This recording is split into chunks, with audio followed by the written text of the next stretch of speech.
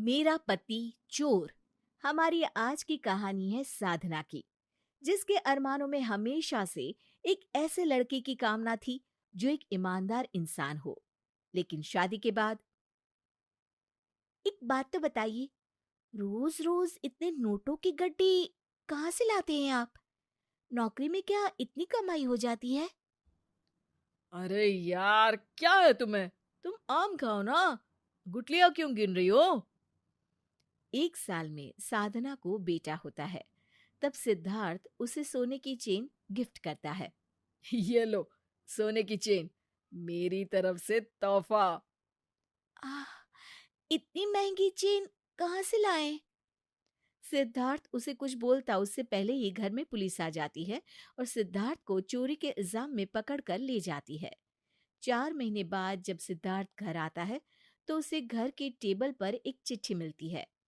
साधना ने लिखा होता है कि वो अपने बेटे को पिता की तरह चोर बनता नहीं देखना चाहती है, इसलिए वो उसे छोड़कर जा रही है। ये पढ़कर सिद्धार्थ की आंखें भर आती है। वक्त अपनी चाल चलता है और एक दिन साधना, बेटा, तू पूरे 14 साल का हो गया है। अब आगे की पढ़ाई कठिन होगी। तू सिर्फ पढ़ाई पर ध्यान देना, ठीक है? हाँ माँ, लेकिन मुझे अच्छा नहीं लगता कि तू इतनी कड़ी मेहनत करती है। तू कुछ बन जाएगा तो मेरी ये सारी मेहनत सफल हो जाएगी। अच्छा चल, मैं काम पर जा रही हूँ, शाम को आ जाऊंगी। तू खाना खा लेना और पढ़ाई करना, ठीक है? माँ के जाने के बाद वैभव पढ़ने बैठ जाता है कि तभी घर में एक आदमी आता है। कहाँ है तेरी माँ? घर का किराया 5 महीने से नहीं दिया है। आज किराया नहीं मिला तो घर से धक्के निकाल कर बाहर कर दूंगा माँ बेटे को। माँ तो काम पर गई है। 1 हफ्ते का मौका दे दीजिए ना, मैं आपके सारे पैसे दे दूंगा। ठीक है, मैं पूरे 1 हफ्ते के बाद आऊंगा, लेकिन हाँ, तभी खाली हाथ नहीं जाऊंगा। या तो पैसे या तुम दोनों घर के बाहर। वैभव सोच में पड़ जाता है कि वो क्या करे, कहाँ से पैसे लाए, लेकिन कुछ समझ नहीं आता। शाम को साधना घर वापस आती है। वैभव, तेरी ट्यूशन और स्कूल दोनों की फीस भर दी है। हाँ माँ, वो तो मुझे पता है। तू किसी को पैसे दे ना दे, मेरी पढ़ाई के पैसे हमेशा वक्त पर दे देती है। चल सो जा, कल जल्दी उठकर मुझे काम पर जाना है और तुझे स्कूल। वैभव स्कूल तो चला जाता है, लेकिन वापसी के वक्त उसकी निगाह एक फैक्ट्री के सामने लगे इश्तिहार पर पड़ती है, जिसमें लिखा होता है कि काम के लिए हेल्पर की जरूरत है।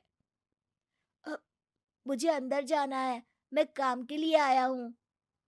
फैक्ट्री का दरबान कहता है। लेकिन बच्चे, यहाँ 18 साल के कम के लोग काम नहीं करते हैं। तुम तो स्कूल जाते छोटे बच्चे हो। किसने कहा? मैं 18 साल का इसी साल हो गया हूँ। वो तो मेरे पास कपड़े नहीं है ना, इसलिए ये अपने स्कूल के कपड़े पहन रहा हूँ। हाँ, देखने से तो तुम 14 या 15 साल से ज्यादा के नहीं लगते। पर कोई नहीं, मैं तुम्हें मालिक से मिलवा देता हूँ। दरबान वैभव को लेकर मालिक के पास जाता है। मालिक, जो कि कोई और नहीं बल्कि वैभव का पिता सिद्धार्थ ही होता है। ओ बेटा, तुम तो बहुत छोटे हो। अब नहीं नहीं, मैं पूरे 18 साल का हूँ, कल ही हुआ हूँ। अरे बेटा, क्यों काम करना चाहते हो? देखो, तुम्हारे माता पिता ने तुम्हें स्कूल में डाला है। वो लोग मेहनत कर तो रहे हैं, तुम पढ़ाई पर ध्यान दो ना बेटा। वैभव सिद्धार्थ की बात सुनकर रोने लगता है। मैं पढ़ाई करूंगा और पूरा दिल लगाकर करूंगा, पर सर, मुझे अभी इसी हफ्ते 4,000 रुपये घर के मकान मालिक को देना है, वरना वो मुझे और माँ को घर से बाहर निकाल देगा।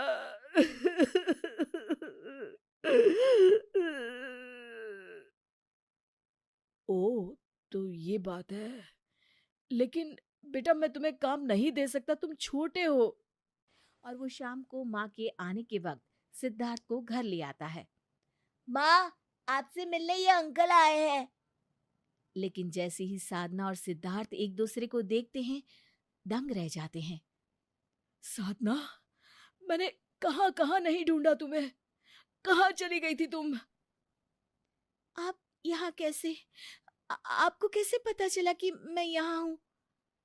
क्या आप लोग एक दूसरे को जानते हैं? माँ, ये अंकल कौन है? सिद्धार्थ वैभव की तरफ देखता है और उसकी आंखों में आंसू आ जाते हैं।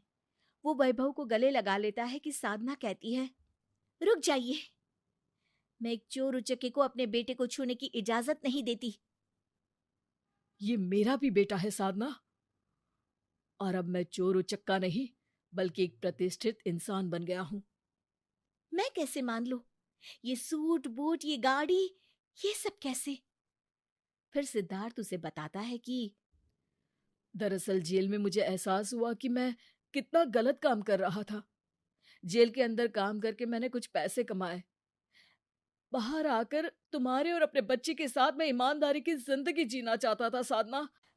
बाहर आकर तुम्हारे और अपने बच्चे के साथ मैं ईमानदारी की जिंदगी जीना चाहता था साधना, लेकिन तुम मुझे छोड़कर जा चुकी थी।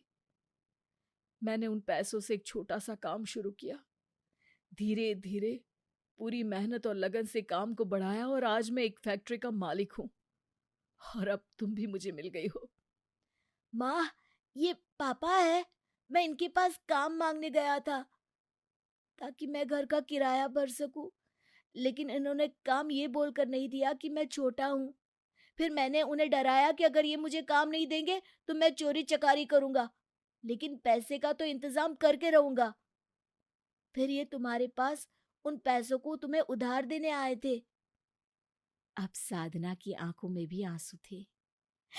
मुझे माफ कर दीजिए, मैं आपको छोड़कर आ गई, जबकि मुझे आपके साथ रहकर आपको सही राह दिखानी चाहिए थी।